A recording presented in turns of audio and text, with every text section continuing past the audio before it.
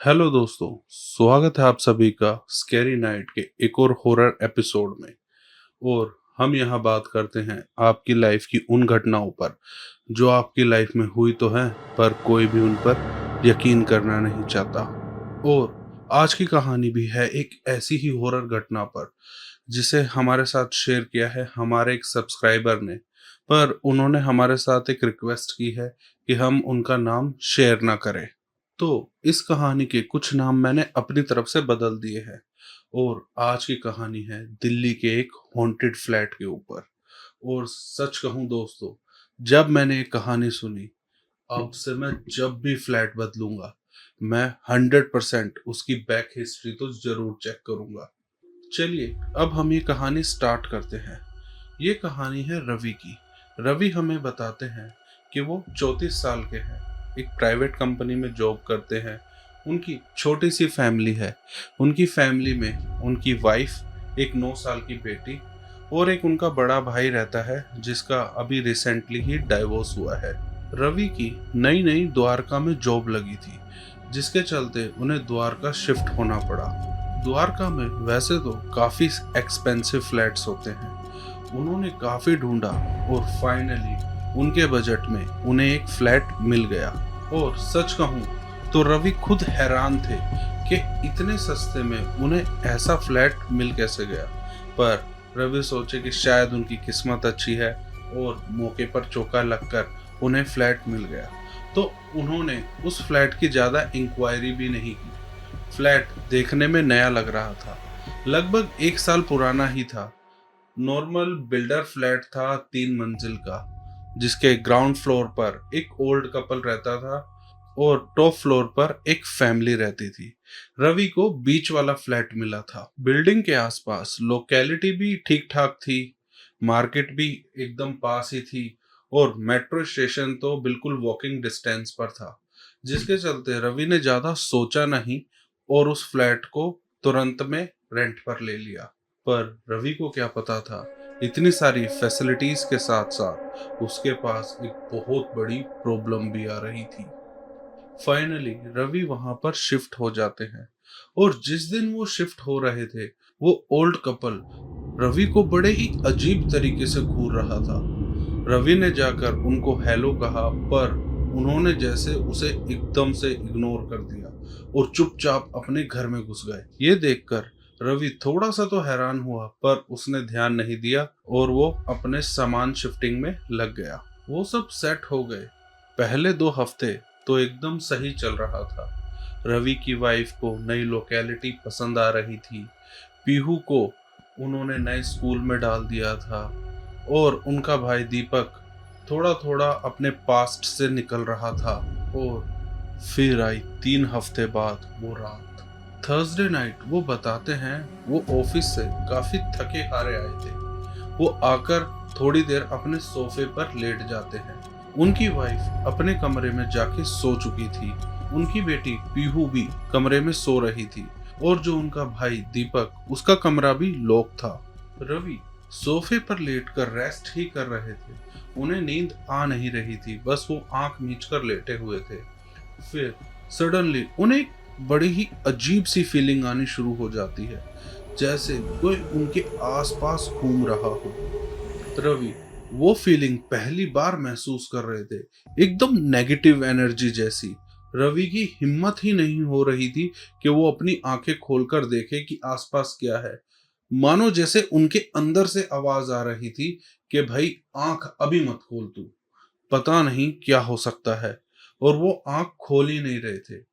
वो बताते हैं, ऐसा नहीं कि उन्हें डर लग रहा था, पर पता नहीं क्यों उनका अंदर से मन ही नहीं कर रहा था आंख खोलने का। रवि आंख बंद कर बस लेटे हुए थे। उनके चेहरे से पसीना टपक रहा था। फिर सडनली उनको एक हल्की आवाज आनी शुरू होती है, जैसे वुडन फ्लोर पर कोई चल रहा है।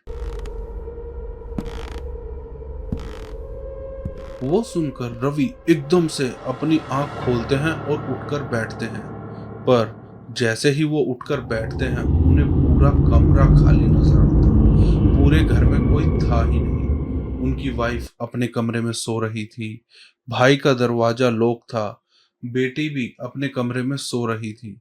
वो एकदम से कंफ्यूज हो जाते हैं। रवि फिर भी तसल्ली के लिए अपने भाई के कमरे में जाते हैं और वो देखते हैं कि उनका भाई सो रहा होता है।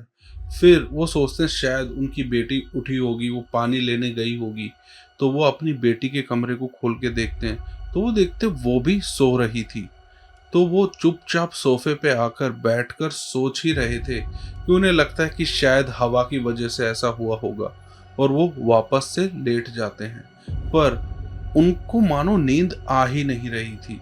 एकदम ऐसी नेगेटिव एनर्जी फील हो रही थी जैसे कंटिन्यूअस कोई उनको देख रहा है। और भाई रवि बताते हैं वो ना एकदम प्रैक्टिकल बंदे हैं। वो ये भूत प्रेत आत्माएं इन चीजों पर बिल्कुल भी यकीन नहीं करते। तो इस वजह से उनका ध्यान तो उस तरफ तो बिल्कुल गया ही नहीं। उनको बस ये लग रहा होता है कि शायद मैं काफ़ी दिनों से काफ़ी ज़्यादा ऑफिस में काम कर रहा हूँ, तो थकान की वजह से मुझे कुछ ऐसा लग रहा है। फिर वो अपने बेडरूम में जाकर सो जाते हैं। अगले कुछ दिन तो सब कुछ नॉर्मल रहता है। उनको वो नेगेटिव एनर्जी दोबारा महसूस नहीं होती।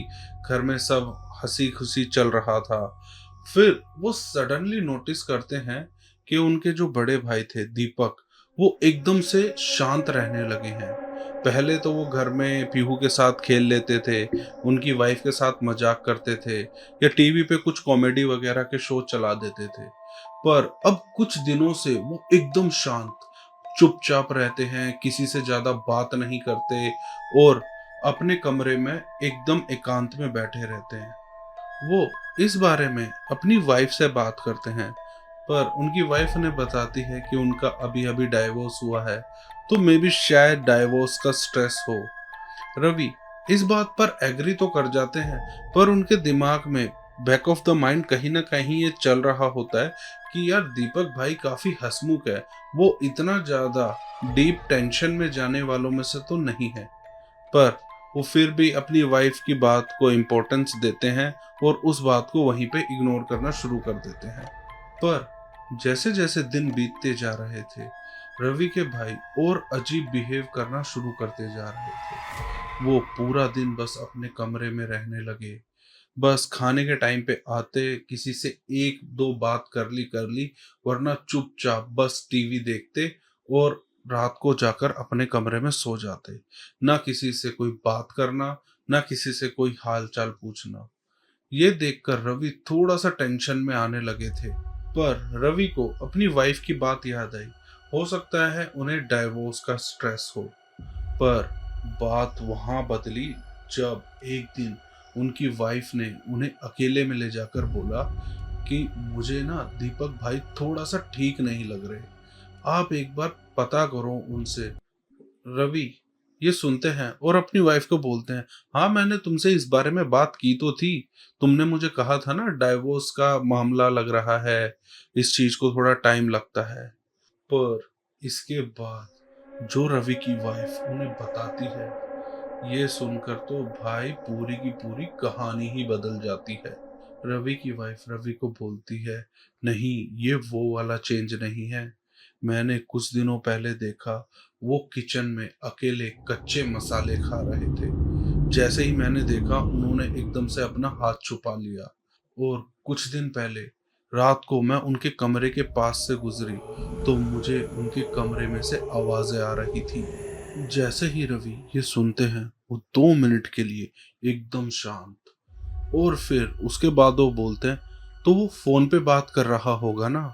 पर भाई उनकी वाइफ उन्हें बोलती है, नहीं ये फोन की आवाज नहीं थी। ऐसा लग रहा था जैसे वो चुपचाप सुन रहे हैं, कोई उन्हें कुछ बोल रहा है और वो बस चुपचाप उसकी बात सुनते जा रहे हैं। और भाई ये बात सुनकर रवि थोड़ा सा टेंशन में आ जाते हैं।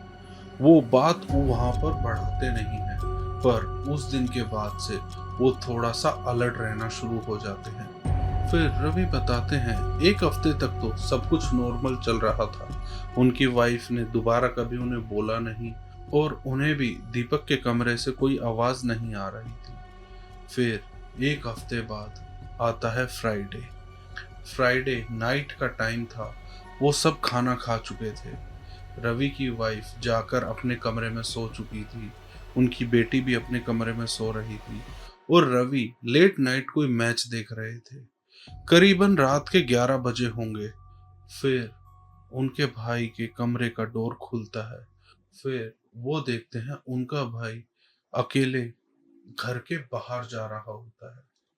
रवि एकदम से उनसे पूछते हैं, अरे इस टाइम कहाँ जा रहा है? और वो बोलता है कि मुझे ना नींद नहीं आ रही, तो मैं थोड़ा बाहर टहल के आ रहा हूँ। रवि हैरान होता है और दीपक से पूछता है, इतनी लेट? पर दीपक एकदम गुस्से में उन्हें देखता है और बोलता है, बोला ना अभी थोड़ी देर में आ जाऊंगा। और फिर वो बाहर चला जाता है। और उस रात उन्होंने अपने भाई की आंखों में एक ऐसा इंसान देखा जो उन्होंने कभी देखा ही नहीं था। इतने गुस्से में आज तक उनके भाई ने कभी उनसे बात नहीं की थी। और रवि ने बस नॉर्मल ही पूछा था कि भाई इतनी रात को बाहर जाने का मतलब क्या है। पर उन्होंने ऐसे उसे देखा जैसे वो अभी उसे मार देगा।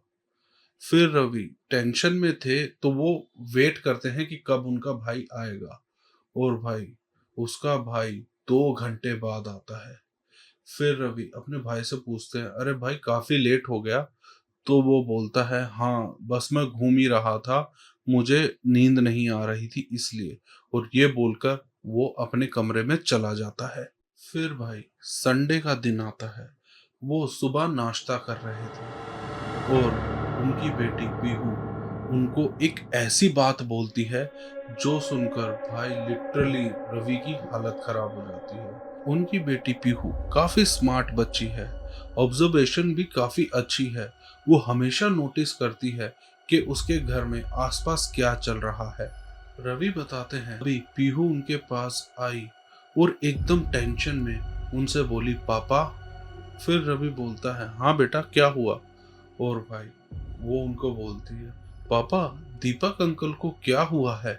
दीपक अंकल रात को किसी से बात करते हैं और वो जिससे भी बात करते हैं पापा उसकी आवाज बिल्कुल भी अच्छी नहीं है, मुझे वो बिल्कुल भी अच्छी नहीं लगती। और भाई ये सुनकर रवि एकदम हैरान। अभी तक उनकी वाइफ ने ये चीज बोली थी पर अब उनकी बेटी भी ये चीज बोल रही है। और वो ये सुनकर एकदम सीरियस हो जाते हैं और वो टेंशन में अपनी बेटी से पूछते हैं, तुम रात को जागी क्यों थी? तुम क्या करने के लिए बाहर निकली थी?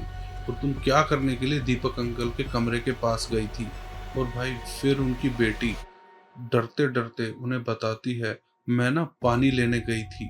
रवि ये सुनता है और फिर पीहू से पूछता है, अच्छा बेटा तुमने ये सुना कि दीपक अंकल क्या बोल रहे थे? पर वो बोलती है, नहीं पापा दीपक अंकल कुछ नहीं बोल रहे थे, बस वो सुन रहे थे और आवाज एक छोटी बच्ची जैसी लग रही थी। और दीपक अंकल बस चुपचाप जो वो बोल रही थी सुनते जा रहे थे। रवि ये चीज सुनते हैं और पीहू की बात को कहीं और डाइवर्ट कर देते हैं और उनको बोलते हैं, चलो तुम्हें स्कूल के लिए लेट नहीं हो रहा। वो उसे स्कूल के लिए तैयार कर कर उसे स्कूल भेज देते हैं। और भाई अगले दिन रवि के दिमाग में बस यही बात चल रही थी। वो बिल्डिंग के बारे में पता करता है और उसके बाद भाई उसे बिल्डिंग के बारे में एक बड़ी ही अजीब बात पता चलती है। अभी तक रवि को लगता था ये 3 फ्लोर की बिल्डिंग है जिसमें ग्राउंड फ्लोर पर एक बूढ़ा कपल रहता था और टॉप फ्लोर पर एक न्यूली मैरिड कपल रहता था और बीच वाले फ्लोर पर वो रहते थे। पर रवि जब भी बिल्डिंग में आता था उसे ग्राउंड फ्लोर पर एक और कमरा दिखता था पर वो दरवाजा हमेशा बंद रहता था। तो रवि को लगता था शायद वो कमरा कोई इलेक्ट्रिक पार्ट्स या फिर स्टोर रूम या फिर कोई पुरानी चीजें रखने के लिए होगा। पर रवि को नहीं पता था कि वही कमरा उसकी जिंदगी बदलने वाला है। एक रात, ये वो रात थी जब सब कुछ शुरू हुआ। रवि घर में कुछ बिजली का काम कर रहा था। उसको एक पेचकस चाहिए था पर वो उसके पास था नहीं। तो उसे लगा शायद नीचे जो ओल्ड कपल रहता है मैं उनसे जाकर ले लूं। वो उनके पास गया, वो उनसे पेचकस लेता है और 2 मिनट पार्किंग में ही खड़ा हो जाता है। वो अपने फोन में कुछ चेक कर रहा था कि फिर अचानक उसकी नजर उस बंद दरवाजे पर गई। जो दरवाजा हमेशा बंद रहता था, आज वो थोड़ा सा खुला हुआ था। रवि देखता है और एकदम हैरान। वो बताते हैं दरवाजे की चौखट पर किसी के पैरों के निशान बने हुए थे, जैसे कोई अंदर से बाहर आया है। और वो पैरों के निशान एकदम क्लियर नजर आ रहे थे, क्योंकि वो दरवाजा काफी टाइम से खुला नहीं था और दरवाजे के आसपास एकदम धूल जमी हुई थी, जिसकी वजह से वो पैरों के निशान एकदम क्लियर विजिबल थे। और वो निशान देखने में किसी औरत के लग रहे थे, जैसे कोई औरत नंगे पैर उस कमरे से बाहर निकली हो। और भाई, ये देखकर दीपक एकदम हैरान हो जाता है कि जिस कमरे को आज तक वो कोई स्टोर रूम या कुछ समझ रहा था, उसे लगता है यहाँ पे भी कोई रहता था। रवि उस टाइम तो अपने घर चुपचाप आ जाता है। फिर उसके बाद उसकी वाइफ जो उसे बात बताती है, वो सुनकर वो एकदम हैरान। वो बताती है 3 महीने से उन्होंने एक बात उन्हें बताई नहीं है। भाई, रवि की वाइफ उसे बताती है रोज रात को 3 बजे अचानक उसकी वाइफ की आंख खुल जाती है। ऐसा नहीं है कि उसे कुछ सुनाई देता था, बस अपने आप खुल जाती थी और वो सीलिंग की तरफ देखती रहती थी। पहले उन्हें लगा कि शायद ऐसे ही खुल गई होगी, पर पिछले 3 महीने से कंटिन्यूअस उनके साथ यही हो रहा था। और उसके बाद वो सो ही नहीं पाती थी, जैसे उनके कमरे में आसपास कोई उनके घूम रहा हो। वो बताती हैं उन्हें ऐसा लगता है कभी कोई कमरे में है, कभी ऐसा लगता है हॉल में कोई चल रहा है। बस हमेशा ऐसा लगता है उनके घर में कोई ना कोई उनके अलावा हैगा। वो प्रेजेंस फील कर पाती हैं। रवि थोड़ा सा डरते हुए वो अपनी वाइफ से पूछता है, तुम्हें किसी की आवाज सुनाई देती है? पर उसकी वाइफ मना करती है। वो बोलती है, मुझे कोई आवाज तो नहीं आती, बस ये महसूस होता है जैसे इस घर में हम अकेले नहीं हैं। ये बोलने के बाद उसकी वाइफ बोलती है, शायद मैं कुछ ज्यादा ही सोच रही हूँ, शायद मैं ओवर थिंकिंग कर रही हूँ। और भाई, ये सुनते ही रवि 2 मिनट शांत होता है और फिर डरती हुई आवाज में बोलता है, नहीं, शायद तुम ओवर थिंकिंग नहीं कर रही। और ये सुनकर उसकी वाइफ भी एकदम से चुप हो जाती है, और वो भी। और फिर उसकी वाइफ धीरे से उसे बोलती है, क्या तुमने भी ये महसूस किया है? और वो उसकी आंखों में देखता है और बस गर्दन हाँ में हिलाता है। और भाई, उस वक्त सच में उन दोनों की हालत कुछ भी बताने लायक नहीं होती।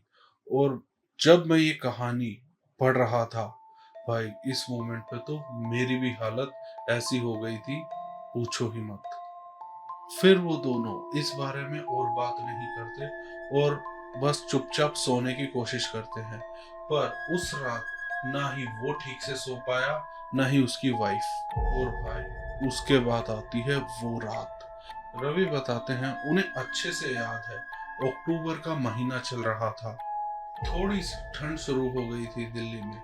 रवि बताते हैं वो इतना शोर इसलिए थे कि दिवाली जस्ट अभी 4-5 दिन पहले गुजरी ही थी। वो बताते हैं रात का वक्त था, वो सब खाना खाकर सो गए थे।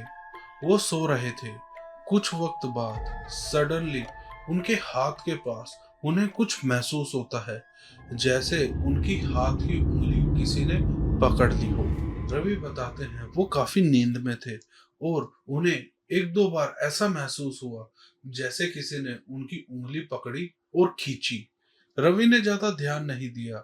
उन्हें लगा कि नॉर्मली ऐसा हो जाता है, जब आप काफी गहरी नींद में हो तो आपको नॉर्मली झटका लग जाता है। और भाई, फिर उसके बाद रवि के साथ एकदम से एक ऐसी घटना होती है जो सुनकर तो भाई मेरे भी रोंगटे खड़े हो गए थे। वो बताते हैं पहले तो सब नॉर्मल झटके लग रहे थे, फिर एकदम से उनका हाथ मानो जैसे किसी ने पकड़ा और एकदम टाइट तरीके से पकड़ लिया। और रवि बताते हैं उन्हें एकदम रियल फील हो रहा था, जैसे किसी ने उनकी उंगली पकड़ ली हो। एक छोटा बच्चा, एकदम उन्हें उसके हाथ की गर्मी तक महसूस हो रही थी। ये महसूस होते ही रवि एकदम से आँख खोलते हैं और वो देखते हैं कमरे में बिल्कुल अंधेरा, आस-पास कोई नहीं था। बेड के साइड में उनकी वाइफ सो रही थी और पूरा कमरा खाली था। रवि को लगता है शायद क्या पता उनकी बेटी आई हो, तो वो उठकर हॉल में जाते हैं और भाई वो देखते हैं उनकी बेटी पीहू के रूम का दरवाजा बंद होता है। उनके भाई दीपक का भी दरवाजा बंद होता है और हॉल में एकदम पिन ड्रॉप साइलेंस, घना अंधेरा और एकदम शांत। और भाई रवि बताते हैं जब वो हॉल में थे, वो इधर उधर देख रहे थे, अचानक से उन्हें लगता है सामने पर्दे के पीछे कुछ हिला।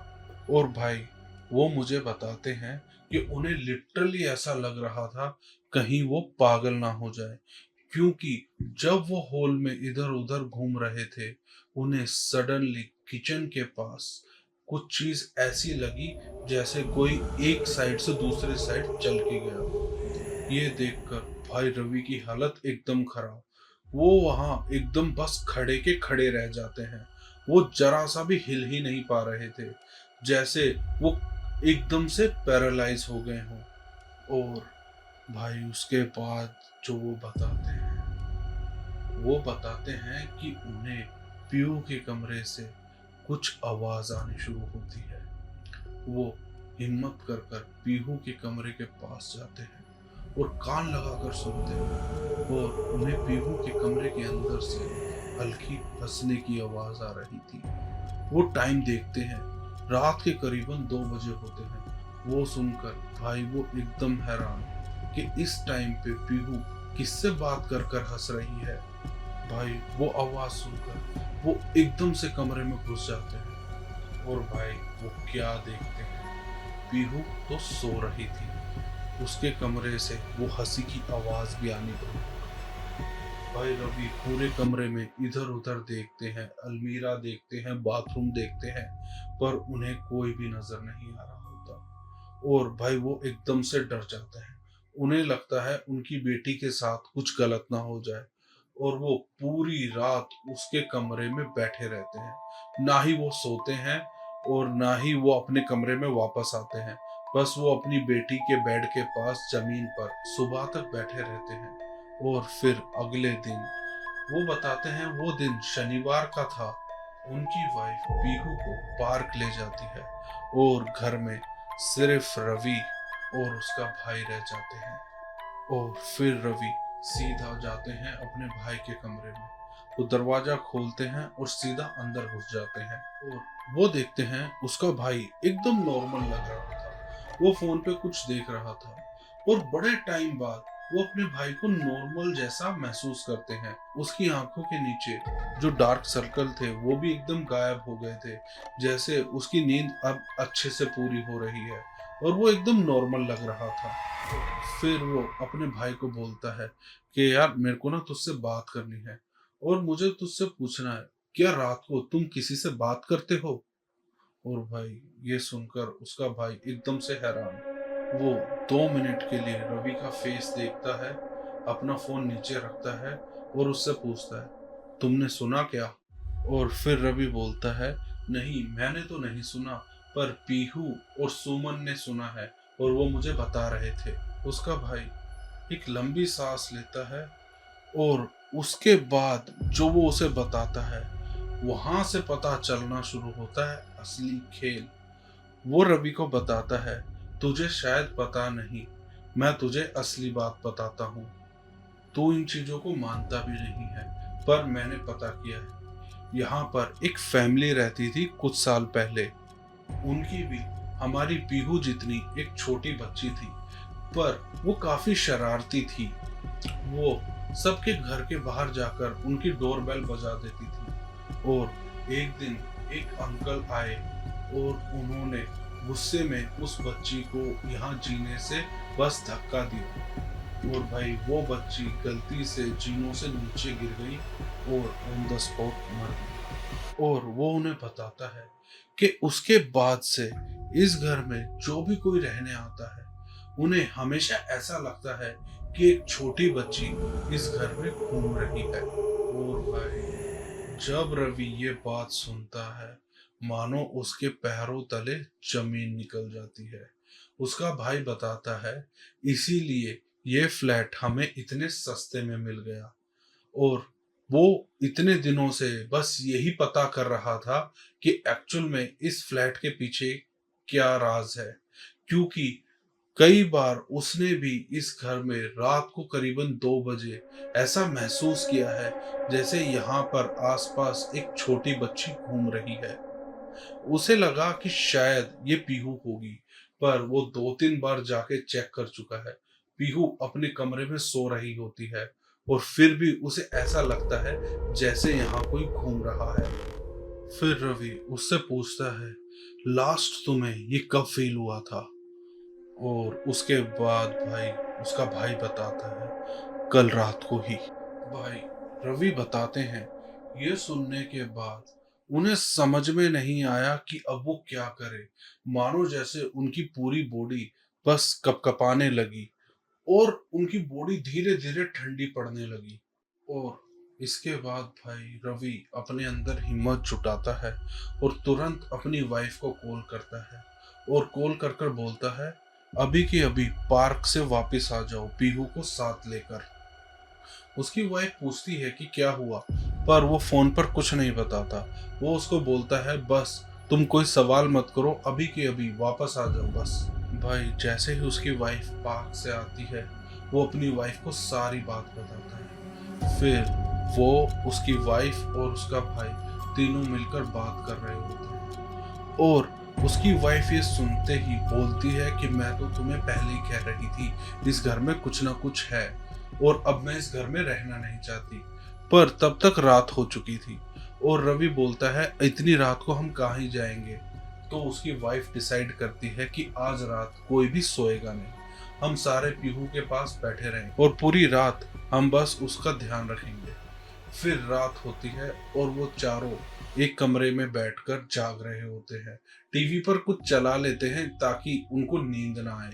भाई वो जाग रहे थे।